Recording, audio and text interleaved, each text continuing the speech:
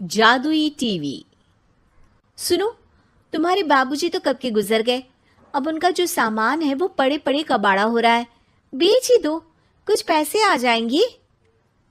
बात तो सही है। अगले संडे फुर्सत में यही करेंगे। अगले संडे रोहित सारा सामान कबाड़ी को घर बुला के दे देता है। तभी उसकी नजर बाबूजी की पुरानी टीवी पर जाती है, जो इतने सालों तक कूड़े में पड़ी थी, फिर भी चमचमा रही थी। टीवी तो देखो, जैसे एकदम नई हो। हाँ, बाबूजी को टीवी देखना बहुत पसंद था। उनका सपना था कि वो टीवी पे आए। एक बार मौका भी था जब वो अपने गांव के गाने सुनाने किसी चैनल पर जाने वाले थे, पर मैं और मेरा भाई लड़ पड़े और बाबूजी को घर पर ही रुकना पड़ा। चला के देखें क्या? हाँ हाँ, क्यों नहीं, देख लेते हैं। पर शायद ही चले।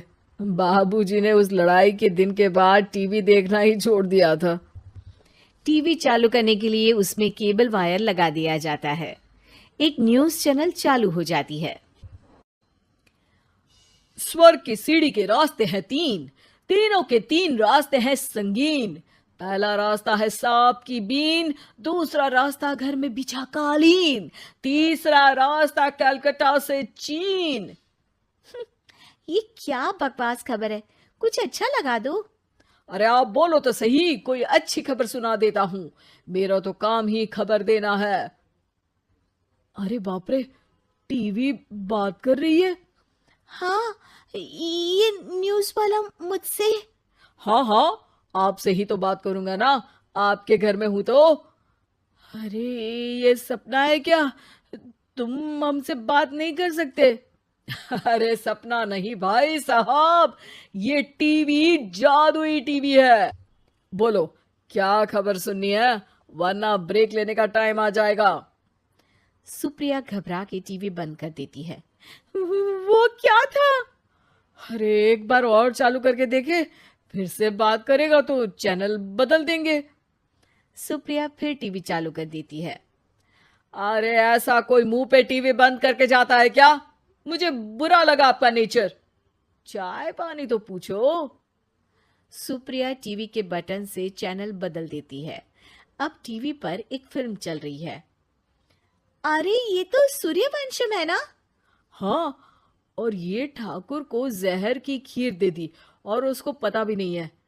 ए भाई, खीर मत पीना, उसमें जहर है, मत पीना।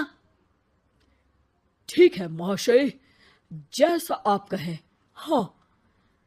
अरे, आपकी बात मान ली, पूरी पिक्चर ही अब तो बदल जाएगी। मतलब ये सच में जादुई टीवी है? तभी वहां कबाड़ी आ जाता है। भैया, टीवी के 150 रुपए दूंगा, चलेगा? अरे 1.5 करोड़ में भी ना दे तुमको ये टीवी हम। अरे 1.5 करोड़ खरीदने को होते तो तुम्हारे घर में ये पानी चाय नहीं पीता, अंबानी या टाटा के घर बैठा कोल्ड कॉफी पीता। रोहित कबाड़ी का हिसाब करके उसे वहां से चलता करता है और अपने भाई शशिकांत को फोन लगा के बुलाता है। शशि थोड़ी ही देर में वहां पहुंच जाता है। क्या हो गया भैया? अरे बाबूजी का टीवी याद है? हाँ हाँ, जिसमें घुसे रहते थे हमेशा वो, और अपने को कुछ नहीं देखने देते थे। अरे वो अब जादुई टीवी बन गया है। भैया, आपकी बकवास करने की आदत अब तक नहीं गई। अरे आपके घर में बच्चे हैं, अब तो बड़ों जैसी बात करो। रोहित जाके टीवी चालू कर देता है। टीवी पर एक जादू का शो हो रहा है जिसमें एक जादूगर है। अब मैं अपनी टोपी में से कबूतर निकालूंगा। श्रिंग ब्रिंग शरिंग बम फोपा फुफी फुफा बाउ। टीवी से कबूतर निकलता है और शशिकांत के सर पर आकर बैठ जाता है। भैया, ये क्या हो रहा है? भैया इसे उड़ाओ। ए कबूतर, जा जा, कबूतर चल निकल।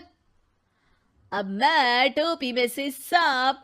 सांप सुनते ही शशिकांत कांप जाता है और भाग के टीवी बंद कर देता है। भैया, सॉरी भैया, मैं समझ गया ये सच में जादुई टीवी है, पर एक बार और ट्राई करते हैं। पर भाभी, कोई दूसरा चैनल लगाओ। हाँ, जिसमें डर ना लगे। सुप्रिया टीवी चला देती है और न्यूज लगा देती है। अरे कितने दिनों बाद मुझे याद आया, बताइए क्या खबर सुनाओ। और ये नया आदमी कौन है? ये मेरा भाई है शशिकांत। ओह यस, वही है ना जिससे तुम लड़ लिए थे किसी बात पे, और तुम्हारे बुढ़ाओ पिताजी गुस्सा हो गए थे और टीवी को संन्यास दे दिया था। हैं? तुमको कैसे पता ये सब? इस टीवी में रहने वाले आदमी से लेकर कबूतर तक को तुम्हारे बाबूजी और तुम्हारी बातें पता है, इसलिए तो ये जादुई टीवी है। ये टीवी क्या कर सकती है वैसे? तुम जो मांगो दे सकती है। कहानी बदल सकते हो, खबर बदल सकते हो, कोई चीज मांग सकते हो। अरे भैया, ये टीवी मैं लेके जा रहा हूँ। बाबूजी का लाडला तो मैं ही था ना। अरे ऐसे कैसे? मैं बड़ा बेटा था, अब तक मेरे घर में टीवी थी ना। अब तक कहाँ गए थे पिताजी के लाडले? तुम्हारी गलती का एहसास भी है। अरे भैया, ज्यादा ना बोलो वरना भूल गए आपके दांत तोड़ दिए थे मैंने उस लड़ाई में। मेरी बीवी के सामने मेरी बेइज्जती करता है। रुक दोनों भाई हाथापाई पे उतर जाते हैं। रुक, बताता हूं तुझे कि कौन बड़ा है। अरे छोटे का दम तो देख लीजिए आप। ये खबर आपके बाबूजी को देता हूं। तभी टीवी अचानक बंद हो जाता है। अरे शायद टीवी नाराज हो गया। और लड़ लो, आए बड़े खली बनने। टीवी से एक तेज रोशनी निकलती है और टीवी में बाबूजी दिखाई देते हैं। बाबूजी आप? इतना चकरा क्यों रहा है? अपने बाप को नहीं पहचानता क्या? ये तो ऐसा ही है बाबूजी। प्रणाम बाबूजी। अरे चुप कर, तुम दोनों ही उल्टे हो। तुम्हारी वजह से मैंने टीवी में आने के सपने को छोड़ दिया, तुम्हारी लड़ाई की वजह से।